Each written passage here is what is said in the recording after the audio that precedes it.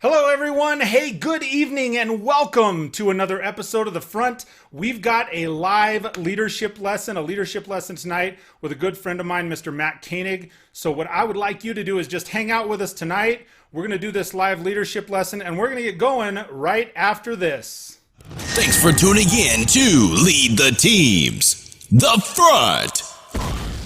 Make sure you subscribe to the channel and hit the bell notification so that you're the first to know about new episodes, uploads, and when I go live. Yes, that's right. Thank you so much for taking the time to tune in and join us today. As always, remember I'm sharing new episodes most every Wednesday and Sunday. So to tune in with us for motivational tips to increase your influence and make sure to level up your leadership, you're going to want to check out the YouTube channel, the Facebook page. Also, so I don't forget, right before I bring Matt on, do me a favor, share this episode out because it is going to be action-packed, it's going to be insightful, and it's going to be awesome. And right now, to my left, right there, Mr. Mat Koenig, my left. What's up, Mike? Good to see you, man. How you doing this evening? I'm doing so well. I'm out in Washington, get to spend some time with my girl. It's been a great few days. Yeah, how long? You've been out there for how long now? I flew out here Saturday, and then I'm heading out to NADA to San Francisco. I leave on Thursday. Okay. Hey, do me a favor. I'm going to have you keep talking, and I think I'm going to have to reconnect here because it looks like I just lost my camera. So if you would, for me, just share with our guests a little bit about who you are and a little bit of your background. Awesome. I'd be happy to do that. Thanks, Mike. That's what I do. I just try and help people learn how to sell better, lead better, and market better, and with a heavy focus on leadership. So that's who I am. That's what I do. And it looks like our buddy Mike, the host of the show, is back in action. Mike, are you back with us now? I made it back. That's just perfect, isn't it? So a couple things. So you're talking about you are somebody that wants to make a difference. You're the co-founder of Rockstar Events. Do me a favor.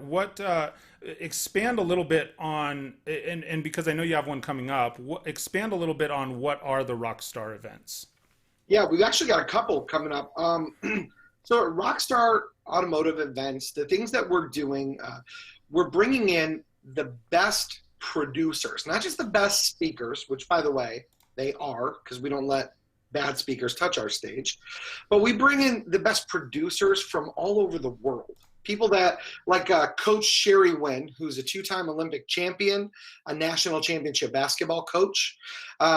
People like Sean Thomas, who's askamillionaire.com. He's got about 1.2 million Instagram followers. He's a guy who has come from nothing, made everything, and is teaching other people too. People like Lisa Copeland, who worked her way up through the dealership to become an owner and the top Fiat dealer in the country.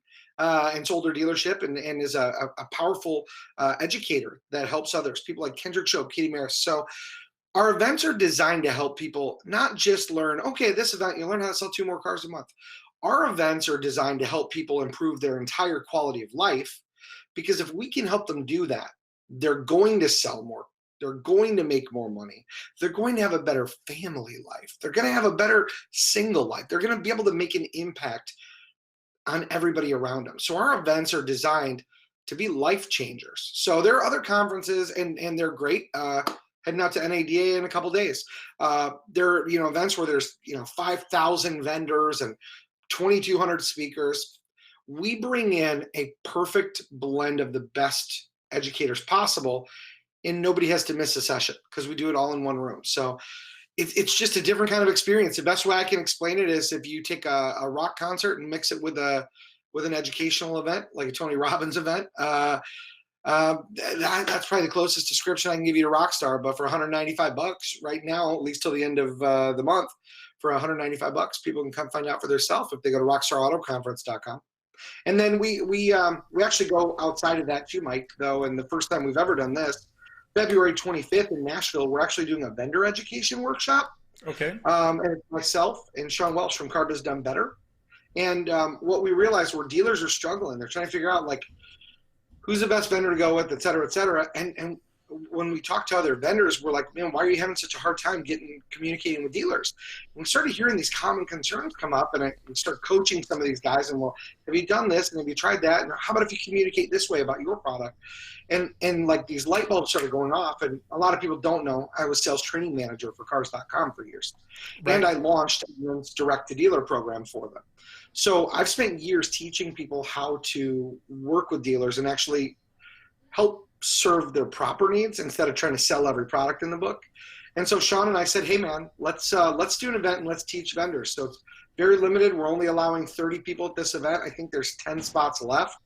If people go to rockstarautoconference.com/workshop, if you're a vendor, you can come to this event. It's a $500 event, and it'll change your life and make you a shitload of money. Crap load of money. A ton load. Yeah. Hey, so let's dive in. When you and I last talked, we talked in this format probably 6 months ago, and I actually was watching it back. I was just, looking at it myself and so forth. And one of the things that I think I asked you, I said, well, Matt, what advice would you give somebody that wanted to get into business and leadership? I don't know if you remember that or not, but I watched it back a little bit ago, and I do. And you said, hey, you went with the Simon Sinek start with why, right?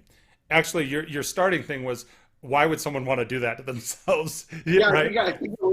Don't do it. Yeah. But one of the things that I thought was so cool when you said start with why, and I was sitting thinking about this, is just even like this format, the things that you're doing with the Rockstar events, this show, the leadership lessons and so forth.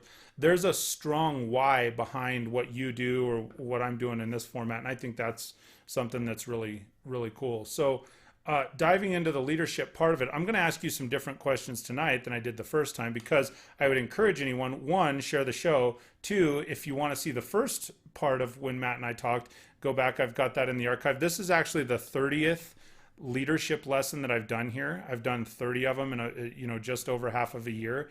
And then I'm going to take a break through February and change up the format. So you went on with me, I think, at the very beginning, and then you're my closer, dude. So at least for a little bit.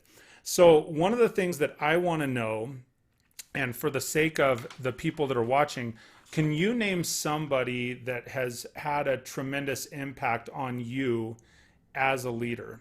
Somebody that was a mentor to you, or someone that you said, look, that was the turnkey. That's one of those things that made me leap. If I look back over my whole life and I didn't realize it, it's so funny, actually. I didn't realize it until right now, because my perspective on leadership has changed so much in the past 3 to 5 years. Sure. I would probably say my grandmother was one of the best leaders I ever saw. And I say that not because she was in charge of anyone, but because she always was loving. Like, I remember we were having dinner, and I had a friend who lived down the road, and my grandma was making dinner, and she's like, hey, do you want to give him, and I'm not going to say his name because I don't want to embarrass him in front of his kid. She's like, do you want to give him a call and see if he wants to come over and have dinner with us? Because I know his mom works a lot, and so he's usually, eating something out of a box or whatever. No matter who was like doing bad stuff or out of line, my grandmother was always this like loving heart. And because I believe that's what it takes to be a leader, I'd say she's probably the best example of leadership that I've personally seen with my own eyes in my lifetime. If you want to talk about what made me take the leap into entrepreneurship, the lack of wanting to listen to other people that I didn't feel were qualified to tell me what to do is what prompted it in 2005. But what really got me to commit was reading Gary Vaynerchuk's book, Crush It, back in, it was either 2008 or 2009, but end of 2009 when I left cars.com was when I took my first big leap. So yeah, Gary Vaynerchuk prompted me to do it, man. That's what made me pull the trigger all the way. Two absolutely hugely influential people, and thank you to both of them for you, man. One of you mentioned Gary Vaynerchuk and Crush It the last time we talked also, and I agree with you. I think absolutely awesome read for anybody who hasn't read that. You need to, and he's such an influential figure right now in that sales and marketing arena. So I'm going to shift just a little bit. When we're talking about people that have had impact as a leader, you brought up, here, let me think of how you said it here just a second ago as I'm stuttering through this on the show, right? You said just a moment ago, you said you jumped into entrepreneurship because you didn't want to listen to people that were not qualified to Tell me what to do. tell you what to do, to lead you. How do you feel that relates to automotive right now? Ooh, I'm That's a putting you on the strong spot, baby. That's a strong question, but I'm so glad you asked me that question, because most people would tap dance around it so that they could maintain all their BS political relationships. Here's how it applies. Most people that are in a leadership management role shouldn't be. That's how that question ties into it. Here's the fact. I'd like to say it's not their fault the first year. Okay, we always Okay. Joe Brady said this. Somebody got promoted to management. They were a top salesperson. They were going to quit and go somewhere else, and so they gave them a management job. Now you're a manager, right? And they think one of two things: either A, this person will be able to coach everybody to be just as good a salesperson as them, or B, they'll at least coach one or two people too. The problem is they don't have a clue how to be a leader. They've never been taught how to be a leader, and so what they do is, even though their whole life they say, when I'm a boss, when I'm a leader, when I'm a manager, I'm not going to do what Bob did. And then the problem is when they get promoted, well, who did they learn from? The only thing they've learned from is what Bob did, right? So they don't know how to lead. And so the challenge is, at first, it's not their fault. Right. Now, 3 months later, if you haven't started educating yourself on how to be a good leader, if you're not spending the money to go out and at least get books, sign up for educational training, going to workshops where you can learn leadership skills. If 3 months from now you're not fully invested in those things to become a good leader, and then continuing that the rest of your life, then it's all your fault. So in the automotive industry, here's what I'll say. 90 out of 100 people that have a manager title that I meet are not qualified to be a leader. And somebody smarter than me, at least in this area, I shouldn't say someone smarter than me, someone who, a former pastor of mine, who used to be a good buddy, said these words to me when we were talking about leadership once. He said, "You're not a leader if nobody is following you." And the problem is we got a whole lot of bosses. We don't have a whole lot of leaders in automotive. So there you go. There's your call out, ladies and gentlemen. Step it up. I actually agree with you a lot on that subject. That in all seriousness, that's one of the reasons that I do this show. And I'm very fortunate, right? I've come up through automotive with some excellent mentors and leaders. Somebody, the McCloskeys, who even now I'm in that organization and they support me doing things like this. And it's for me, it's like, well, I want to pay it forward, right? Because if I had not had someone in that area, and I've had other bosses in other businesses that were not good. They were a boss because they were, John Maxwell likens it to, I was just studying this with a friend of mine the other day. It's that level 1 leadership, right? People follow you because they have to. And I went through a lot of business years following somebody because I had to, but they're not mentoring and nurturing and loving the person and growing them and so forth. So then I came into an area that it was like, hey, this is significantly beneficial. When someone pours into you, look what the return is. And so that's one of the reasons, like for the show and talking with, I have two ulterior motives. And I know I'm doing a lot of talking right at the moment, but I have two ulterior motives. One is to connect with the guests that I've had on the show are just brilliant. They are unbelievable, fantastic people like yourself, and everybody is just grade A that I've talked to. So I have an opportunity to learn even more for a little bit and pick up what are the things that are maybe sometimes outside of our vertical of automotive. And two is that's my way to be able to pay it forward, right? My way to be able to share, look, what I've learned. And I'm not saying it my way is the perfectly right way, or I know, Matt, you wouldn't say your way is the perfectly right way, but it's another opportunity. What's that? Yours is definitely the right way? No, I'm just kidding. But I mean, I think there are some things that transcend like opinion though, right? Like there's different leadership styles, right? Communication styles, but there are certain things that are non-negotiables to be a good leader, right? You have to love the people you're leading, right? You have to be willing to lay it down for them. And If you're not, you don't deserve to lead them. That's the challenge. Like a good friend of mine named Bart Damron, when I was a really failing salesperson, one day told me, it was like, dude, yeah, I may have told you this before. He said, me and my buddy Todd were sharing an office. We were both below average salespeople. We did judo and aikido and jiu-jitsu together. So when it was slow at the dealership, we would spend all day like trying to strike each other in different pressure points and different nerves to see if we could like lock an arm up, and that way you could get. That was your close. That's the close. It was literally. Sadly, yes. Like, I'm going to choke you out by the car. No. But all day long, we just sit there striking each other. Instead of like prospecting and growing the business. And one day Bart was like, dude, you need to write down every single thing you did today on the half hour, take it home, and then bring it back tomorrow if you still want your job, you know? And it was kind of one of those deals where he was like, you need to see some accountability in what you're doing. And he said, because I'm not going to be the one to explain to your family why you're broke and you're failing. At the company Christmas party. And it was one of those come to Jesus moments where I was just like, man, like I was so mad at first. I'm like, what the heck? Like I'm an adult, blah, blah, blah. Who is he to think this? But what I realized is like he cared that much. Like what is most sales managers, like the fact that he let us share an office so he didn't have to clip one of us. And then he's like, I'm giving you one more chance to save yourself. Like he's like, I'm giving you a lifeline, but you have to take it. Like I want to lead you, but you've got to let me. And I did. And I'll tell you what, a couple months later, they sent me some really great sales training. It was only a few months after that I was sent to leadership training. A few months after that, I learned how to be a sales trainer. The thing is, like, I was just such a hard-headed person. I didn't realize how good of a leader I had, right? But that was him caring so much for my livelihood. And as a leader, we've got to take responsibility for the failures and successes of our people. If they can't provide for their family, if they've got an $80 paycheck, that's our fault as a leader. Why have I not been spending time with them every single day to help them learn? Why have I not done my one-on-ones every day to know what their dreams and their goals and their hopes are to help them achieve those? If you've got a struggling salesperson, it's your fault. Stop blaming them. Stop saying it's hard to find good people.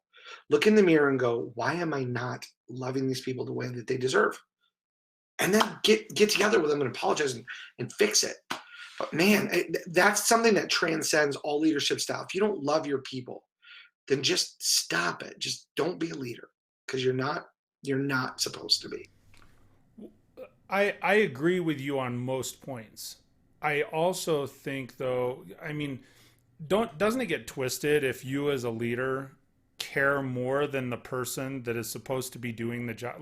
Like as the salesperson, I heard that early on in my career. I remember there was an early sales manager for me that he said, listen, you have to care enough, but you can't care more about their check than what they care about their check.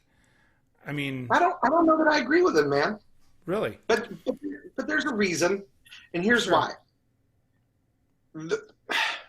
Trust me, nobody cares more about their check than they do, right? They've got bills to pay. But here's the thing: we're putting it all on them caring about the check is just the ends, right? That's right. The end. It means to get there.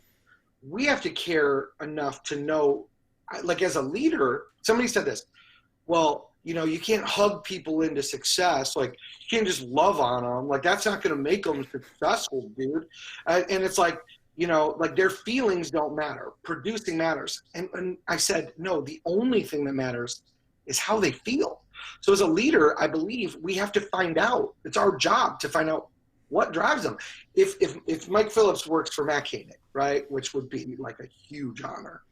If you worked on my team, right? If I got to lead the team for you, I'm just trying to use everything. It's perfect. If I was putting you out front, okay, enough of the fun. All right, so if you were on my team and I was your leader, the number one thing I would do is find out what matters to Mike. Like, because the check is going to be used for something. So what actually matters to Mike? What actually gets Mike fired up? Whether it's happy or angry, I'm going to spend enough time with you to figure out I'm going to push the buttons to know what gets you to feel something. And then once I know what that is, then I can help you set a path. But did you notice I didn't say I can set a path? Or You're not setting the path for me. No, and I'm not creating your goals. I want to find out what matters to you, and then back the numbers in to go. Okay, how do we get there together, Mike? How can I do that for you?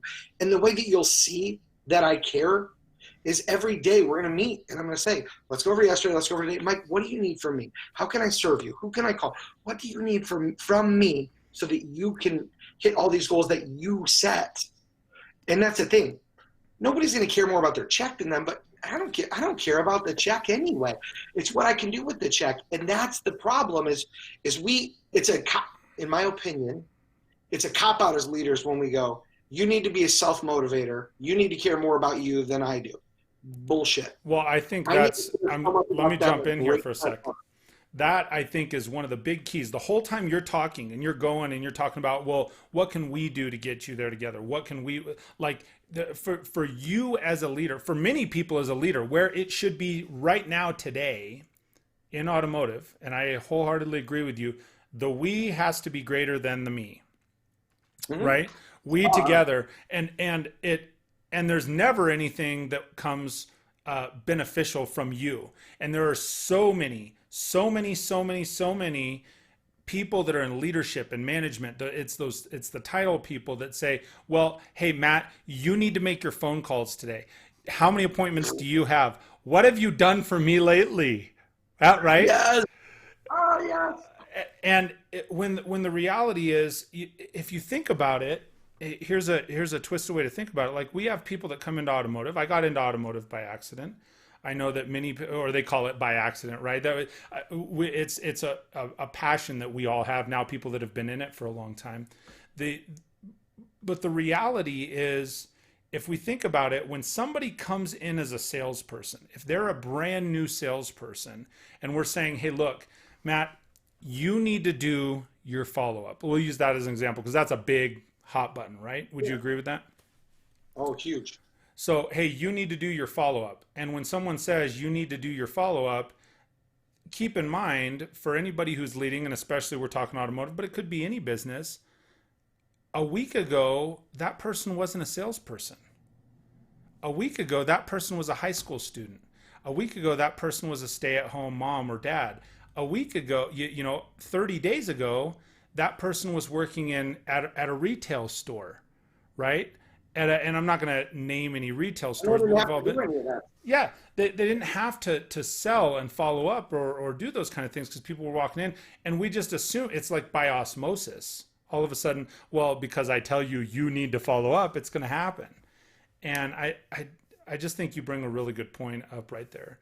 So when it comes, that's so many different people, and that point you just made touches right on the one thing that I think a lot of leaders don't do, and that is they're not willing.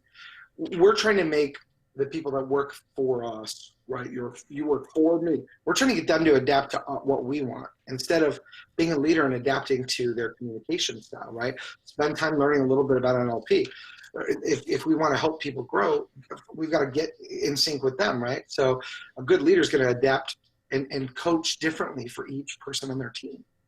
And that we don't do. We go, well, this is how I coach, and this is how I am, and this is how I do it. And you need to fall into that mold. And that's why we'll see dealerships where we have one or two, oh man, Mike's a shooter, Casey's a shooter, and da-da-da. And then when Mike and Casey talk, oh man, Bob's a shooter. We're like little mini Bobs, right? That's because they have the same personality type. They fit well. And you got the other 6 salespeople feeling left out, going, man, why are they favoriting Mike and Casey? Because the leader didn't adapt to the people. The leader expected the people to get in line, and this isn't the military. It's just not. No, I absolutely agree. Let me ask you from a leadership perspective, when it comes to training, what are some tips you could offer for people that are getting in and training their people? What are some methods that you may use? What are some styles? Oh, that's a good one, man. First thing I want to say is this, to roll into that, is that there's a lot of opportunity. Because it sounds like we're being bashing on all the leadership right now. It sounds kind of negative. Here's the reality. The good news is because there's such a shortage of that stuff, of proper leadership, that means there's such a good opportunity, right? It just takes some minor changes from the people in the roles, and boom, People are going to learn, they're going to love, they're going to be better. So when it comes to training, here's the first thing I'm going to say, and this is going to make a lot of my trainer buddies mad when I say my NADA. If I were you guys, there we go. Yeah, NADA. Are you going tomorrow? Speaking of NADA. Yeah, tomorrow afternoon I'm flying out there. Here's what I'd say: if you're a dealership and you've had a trainer bring you good success, good, fire them. Fire them after you learn what they're teaching. Fire them. There's no reason to spend tens of thousands of dollars a month or a year for someone to come teach you the basics. If you've had a trainer for a year, by now you and your whole team should understand and know all the methodology behind it. If you don't by now, that's your fault. So keep them long enough to learn what they're teaching. If you like what they're teaching, keep what they're teaching. But there's no need. The having sales trainers come into your dealership all the time, all that, that's an example of leaders not wanting to lead. Joe Verdi said it best a long time ago. The best trainer is the leader in the store. If it's not, that's a leadership problem, and you've got to shift gears. You need to learn to train your people. Why would they listen to someone else tell them how to shake hands, do a demo, do a write-up, and negotiate a deal? Why would they listen to a stranger who does not work in their store 6 days a week over you as a leader? If they're listening to John Doe, but they're not listening to you, Mike Phillips, the dealership owner, then there's a problem between them and you, Mike Phillips, and you need to fix that problem. And that problem is typically they don't believe you care. Now, I don't think they believe the sales trainer cares so much, but a good sales trainer does make them feel like it. So in that moment, they kind of believe that person genuinely just cares about them. And some really do. But the fact of the matter is, when it comes to training, all of the information you can get from a sales trainer in person, you can get online right now, period. You can get Cardone on demand. You can learn it all there. You can go to $1training.com, shameless plug, and learn other stuff. You can watch Lead the Team, The Front with Mike. You can watch all Mike's YouTube videos. Between all the information accessible to you online right now, there's no good reason for you to pay huge dollars for a sales trainer to be in your store. The only reason is you're too lazy to train your people, or you just don't care enough to put the work in with them. Both of those seem like a problem to me. So the first thing I would tell you with training your people is create what you want them to be taught. Create your own training curriculum. Now, if you're not good at training it, bring someone in to train your curriculum, but make sure they're training you on how to train so that you can learn to be a trainer and train the stuff that matters in your store so that your store's culture is framed all around your training. Now, I'm not saying you can't learn new things, by the way. Let me just say that. There are people, Auto Alert, CDK, all these companies, you need them to come in and teach you how to use their tools and maximize them. I'm purely talking about sales training.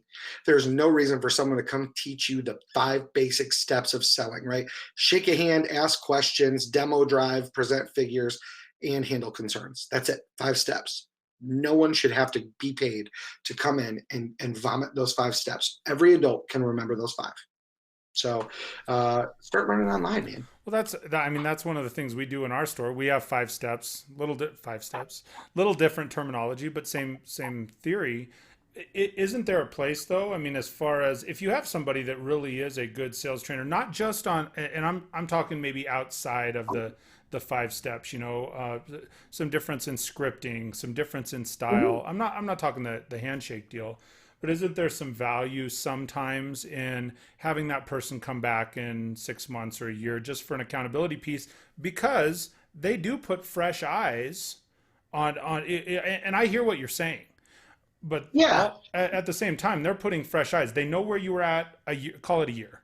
They know where you were at a year ago. You should have, I agree with you. The leadership in the store, one of the big controllables that I think is a struggle or a problem is the fact that most leaders do hey, you need to go attend sales training.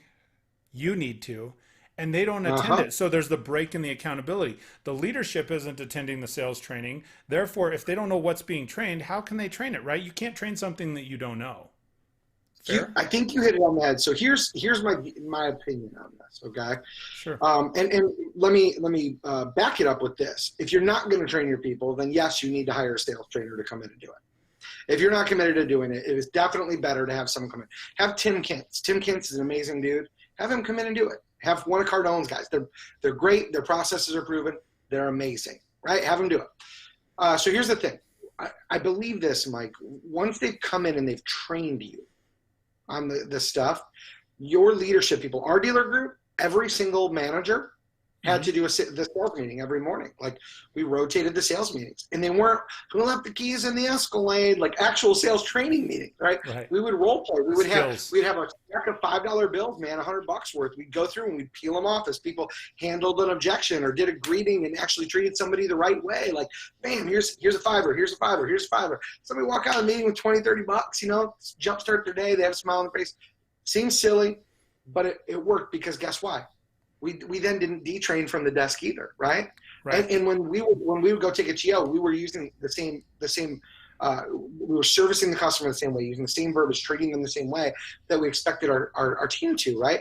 So I'd say bring these folks in to help you establish your training, but as a leader, learn how to deliver your training so that you don't have to rely on them. Because the problem is, what happens is, and you'll I'm sure this will resonate with everyone watching and that's been in a dealership, and you. We bring in a great sales trainer. Okay, let's say we bring in a Tim Kintz. Okay, and Tim puts in a new process and new programs, and our dealership's numbers go up, and we crush it for a year. And a year later, the numbers start slipping. Why? Maybe because of what you said. Maybe lack of accountability. But Tim shouldn't have to hold us accountable. We've got leadership people in the store, so maybe our leaders, you know, maybe if you own the store or you're the GM, you should say to your sales leadership, hey, why are we not being accountable for what we spent 40 grand on at the beginning of the year to learn, right? You get yourself back in the year. But what happens is, that's not how it goes. We start slipping. Well, kids training isn't working anymore.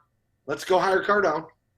And then we get Cardone on demand. We have Derek Simons, a couple of those guys come in. They're awesome. They fire us back up. We start crushing it again. And then 12 months later, it starts dipping. Oh, man, Cardone stuff. It hasn't changed since the 90s. Let's go hire John Dawson. And he comes in, and it's a cycle. We blame the trainer every year. You know what? Isn't it time we just say, get somebody come in, let's build a great training program based on our values and our culture. Thank you so much, John Dawson or Tim Kintz or whomever you hire. Thank you so much for helping us get this ingrained. And now I'm going to be a grown-up as a leader and do my job. And now I'm going to keep coaching my people. That's what I mean by that. Listen, I'm not trying to put all these sales trainers out of jobs. I love them. And trust me, enough dealers are going to they're not going to do their work, right? John's a great dude. Tim's a great dude. Man, I love those guys. But let's face it, there's a lot of dealers that are going to go, F this, I'm not going to do the work. Okay, cool. These guys can get rich for the rest of their life. There's plenty of people that will give up on training their own team. But there's good dealers out there that know, that are watching your show going, you know what? I want to do this, but I don't know how to get started. That's the struggle. And that starts with an apology. It starts with getting all your people in the room and going, swallow that pride and say, you know what? I'm sorry. You've been here for 3 months, 12 months, 5 years, and I've not been the leader you deserve. And starting today, it changes. And starting every day going forward, I'm going to spend time with each one of you, 10, 15 minutes a day. And that starts now. And the struggles you've had and the failures you've had and the frustrations you've had, those are my fault, not yours. Best words Grant Cardone ever said. But that's how that meeting starts as a leader. That's my fault, not yours. Starting today, that's going to change. And then freaking change it and mean it.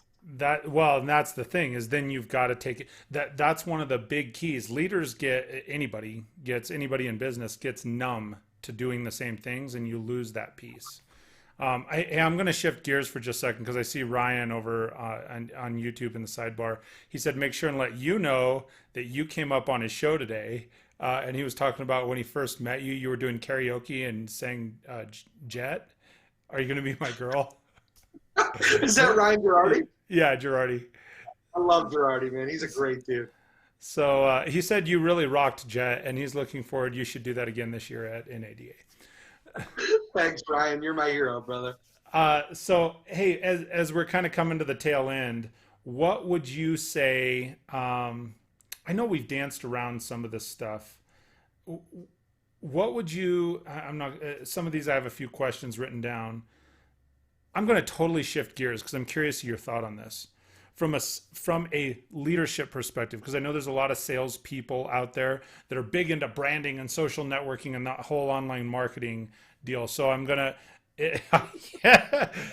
from a leadership perspective, from a leadership perspective, what sort of impact do you think that has had on stores, on business, on automotive specifically, and how should people in leadership roles be addressing that? What should they be doing? That's a very tough question. When it's done right, I think it's impacting stores well. Good example is Mike Davenport. Mm-hmm. Mike Davenport does social right. He Louisville Chevy dude, Mike Davenport, look him up on YouTube. He makes great videos. They're entertaining, they're educational. He's doing social media right. And it's helping Bachman Chevrolet. Mike sells a lot of vehicles for them. Because of what he does, his store is benefiting. There is a trend of salespeople who are going live every day. Let's go live. I paid $1,000 for a course, and it got me a selfie stick, and I'm creating a Facebook page and going live every day. Man, if you don't have a purpose, stop doing it. I think what's happening is a lot of folks are going out there and they're going live for 10, 15, 20, 30 minutes a day. So they're stressed and they got to focus on that. They're going out there trying to be Tony Robbins. Look, we put on events. That's what, right? That's what I put on motivational stuff because that's what I do for a living. When you sell cars, your videos, your social media content should relate to what you do for a living, unless your social media account is just for personal use. If you're using it for business, make it about what you do. Talk about the stuff that goes on in your dealership. Talk about why people would like the experience buying a car with you. Show them how to change a tire. Show them how the new car doesn't have a spare. It's got a can of Fix-A-Flat. Teach people through your videos. Impact their lives in a way that would make them want to do business with you. I think 90% of what's happening on social, Mike, for in car dealerships with salespeople, 90% of them are creating content and they burn out after about 6 months because they're not seeing results and they don't know why. And it's because all their content is pointless. And they're that same hour they take to figure out what they're going to talk about, and the 20 minutes to go live, and the other 30 minutes to put away all their crap. There's 2 hours a day they could have spent on the phone calling orphan owners. 2 hours a day they could have been calling their customers saying, hey, it's been 90 days. I just want to call and tell you hello and see if you need me to set up an oil change or anything on your car. Just want to check on you guys. Social done right can help the dealership in a big way. If you're a leader, listen, don't discourage your people, empower them, but coach them on the stuff that'll help them sell cars. Hey, you're out there walking the lot. Why don't you stop and say, hey, if you own a 2016 Chevy Malibu, let me show you a couple cool features on the radio, and then title your YouTube video, how to program your phone to the Bluetooth on a 2017 Chevy Malibu or whatever, or 2015 to 18 if they all do the same thing. Create content that's going to be valuable for the user, and it'll be valuable for you and your dealership. Go live walking around with a selfie stick. Hey, it's free for all Friday. Let's all jump on. Let me just have people chime in. Do you realize the only people watching it are other car salespeople, and nobody cares? It doesn't help. It doesn't help your store. It doesn't help your family. It doesn't help your bank account. It doesn't help your bottom line. All it's doing is helping you feel good because the guys that sold you their $1,000 selfie stick program are telling you good job. It's not helping. I just wish. This is the trend that's getting me to shift away from Facebook, Mike. I think you just signed up for View Me, right? Which is a cool social platform, and the guy that I'm an influencer, so you reached out to me and I recommended you. But this is part of why I'm shifting to that platform, is because Facebook has become an abundance of lives, and I don't want to unfriend these young car sales kids because I want to help them, but I've had to unfollow almost every one because all day my phone would be blown up with people going live without a purpose. So I don't know. Leaders, don't tell your people not to go on social, but maybe coach them. Say, hey, if you're going to go live once a week and make it valuable. But if you're going to record videos, go record evergreen content that can live on YouTube and put your contact info in it. So if somebody's Googling how to program the Bluetooth to their new iPhone on the Chevy Malibu, they'll see your video and your contact info and say, hey, if you're in the Louisville area, stop in and I'll program it for you. Man, you can just make a friend, a relationship. Now their whole family will love you. Well, that's what I think social is for. And I agree with you. One of the things that I've had a tougher time learning is because at one point I wanted such a broad base for myself. I wanted to be on every social platform. And I do think it's something that really you got to get some clarity about who are you speaking to, what are you speaking about. And I think for me, that really resonated with me. It's like, what is the purpose? What's the outcome of the video? You're never going to sell a car through the screen to somebody. All you're going to do is sell some hope, sell some relationship. It's just like the phone used to be, right? It's actually an upgrade from what the phone used to be, in my opinion. You know, we always used to say, well, you can't sell a car through the phone. You got to get them in, right? But at this point, you can have card number. What? Well, one of the things I think people could be doing, Skype with potential customers. You know, that's a quality video, and share that out in this sort of format and let other customers ask questions. Well, you've got a customer live asking questions on the car. Who's doing that? Nobody. Dude, 11 site right now. If people go to 11site.com/Rockstar, that's 11sight.com. Actually, better yet, I wasn't going to announce this till after NADA. We just started Rockstar. Yeah, so we just started a joint venture called Rockstar Auto Tech. What we're doing is we're bringing in newest technology and testing it. Not all developed here in the U.S., some from other countries. We're bringing it in and testing it for automotive, getting a litmus test, getting early adopters in at either no money or very little money to try different tools for automotive. And that way we can see, is this a recommendable tool or not? If you go to rockstarauto.tech, rockstarauto.tech, right now you can actually go sign up for 11 site, which has been proven, by the way, to work well. You talked, Mike, about going out and like showing them the car through Skype. With 11 site, the consumer doesn't have to install anything. So I can have someone on the phone and say, okay, go to my website, click on the 11 site thing from your mobile phone or your computer, and it's going to do a video call me instantly. You don't have to install anything. And then I'm going to walk outside. I'm going to show you the car. I'm going to take you on a test drive. High definition, peer-to-peer video.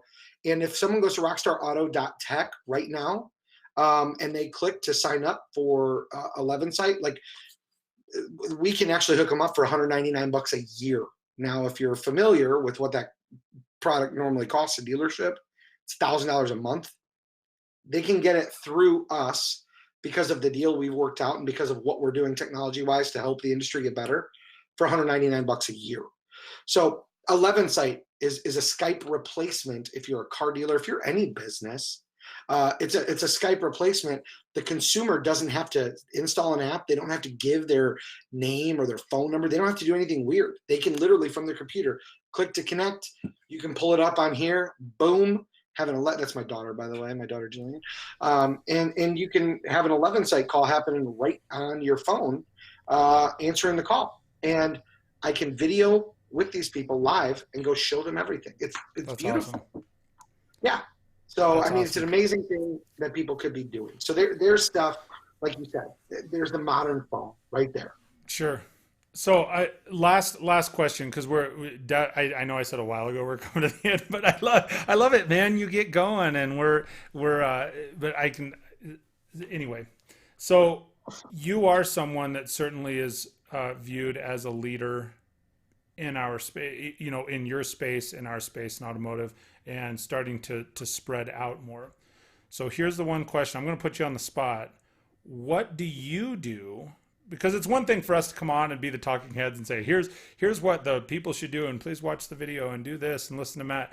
But what are you doing to ensure that you continue to personally grow and develop as a leader and in your space? What are some things that you do, and what could you maybe recommend to others? So I'll tell you, there's a couple of things that I do. One is every day I'm reading devotionals that make me a better human being. So I'm doing 2 devotionals right now, actually, one with my wonderful girlfriend and one on my own. But I think getting in the Word, which is something that the last year and a half I've started doing more of, has helped keep me more focused on treating human beings better. I think that's critical.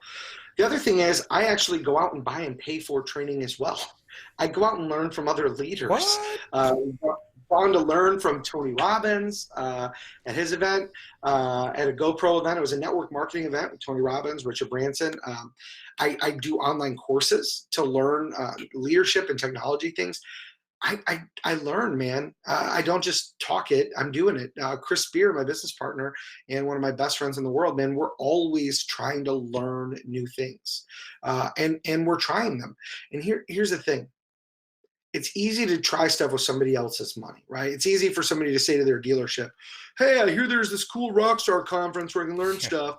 Will you go buy me a ticket?" And your dealer might go, "Man, it's only been around 3 years, dude. I don't know these names. Like, so what that this dude's worth $72 million and started with nothing and knows how to sell. Who cares? I don't know the name of the event. I know Digital Dealer. I know this one. Dude, spend $195 of your home money." Like, this is the thing. What I do is this. I risk my own time and I risk my own money to learn how to stay relevant and be a leader. But the biggest thing I've learned, Mike, is, man, there was never a better example of leadership than Jesus. Truth. Absolutely. And I think right there at the, I'm a fan. I'm a Jesus fan. Big fan. I do know you're big fan of Jesus. How can you not? I mean, beards are in style again. So absolutely. White Jesus had a beard with all the white Jesus pictures that they paint in the Catholic Church. So, hey, take us out. So what's the best way somebody can get in touch with you? Or what's the preferred way to get in touch with you, Matt? And anything else to kind of close us up here? Any final thoughts? Yeah, first, thanks, man. I appreciate that you do this show, Mike. I know your heart, man. I know you got a love for people. So thanks for that. And thanks for letting me be the closing one on this leadership series. Best way to get in touch with me, well, you can always get all my contact info by going to matkoenig.com, MATKOENIG.com. But I would like to actually meet with you in person and connect with you. So if you're going to NADA, just block some time on my calendar and let's meet and shake hands. You can go to Calendly, CALENDLY, calendly.com/Rockstar Matt, and just block some time on my calendar. I'd love to meet you. Come to one of our events. If you're a vendor. Is it Rockstar? Hold on. Is it Rockstar Matt with one T? One T. Thank you for saying that. Yeah, that's Rockstar true. Matt with one T on his Calendly link. Yep, calendly.com/Rockstar MAT. But here's the thing, come to one of our events. If you're a vendor and you want to learn how to work better with dealers, go to rockstarautoconference.com/workshop. If you're a dealer and you want to grow your people, you want more sales, more profit, you want to make better marketing decisions, you want to make better advertising decisions, you want to get the newest technology and be ahead of everyone you compete with, rockstarautoconference.com. Right now, until the end of the month, till NADA is over, you can get a $195 ticket to that event. It doesn't get any more affordable than that. And I guarantee you this, your life will be changed. And here's the better part. If you don't feel like your life is changed by lunch, we'll give you your money back and you can go home. Nobody does that in the conference industry. Hey, speaking of that, here's the deal. Before we close out today, I have 2 tickets to your event to give away that I signed up for a little bit ago. So for anybody who watches this, whether you're watching live or if you're watching later, I will put no qualifier on it. You don't have to. I'd like you to share the show. Let's be honest. I would really like you to share the show, but you don't have to share the show if you want to go to this upcoming Rockstar conference. And what are the dates for the upcoming one, Matt? Again. May 13th and 14th in Las Vegas, Nevada. So you got 2 tickets that you're giving away? I've got 2 tickets I'm giving away. You just got to either message me on YouTube. You can go to the little Gmail link, or you can message me, send me a DM on Facebook. First 2 people that message me, I'll give them the ticket. So it's first come, first serve. There's no other qualifier other than that way I know you've watched the show to this point. Let me throw something else out because I'm going to add to it. I'm going to match Mike Phillips. You guys message Mike Phillips. He's got 2 tickets. First 2 people to message me, and I am going to give you a qualifier. You have to do it. You have to go like the Rockstar Auto Conference page on Facebook, and then message me. And my Facebook is very simple. Real Mat Koenig. RealMattKoenig. It's like my name on the screen. Real Mat Koenig. 1 T. First 2 people to like the page and then message me. I'm gonna give you each ticket as well. So there you go. There we go. 4 tickets out there that are actually $795 tickets when we get closer to the event.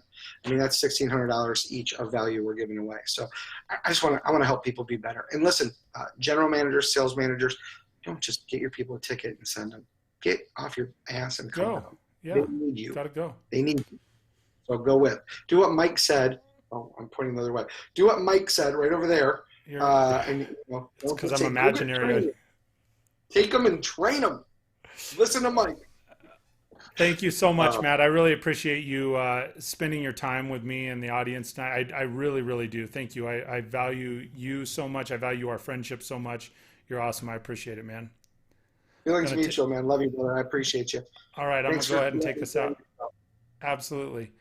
All right, so that's going to bring us to a close for one more live leadership lesson, which actually I'm just calling leadership lessons now. So if you're looking for those, do me a favor. Like I said, if you've gained something out of this, share the video. If you have some other tips, if you heard Matt answer some of the questions, or as we're having conversation, you go, you know what? I want my 2 cents heard. Drop that information in the comments. I would love to continue on with a conversation with you after the show. I think it's always, we sharpen each other.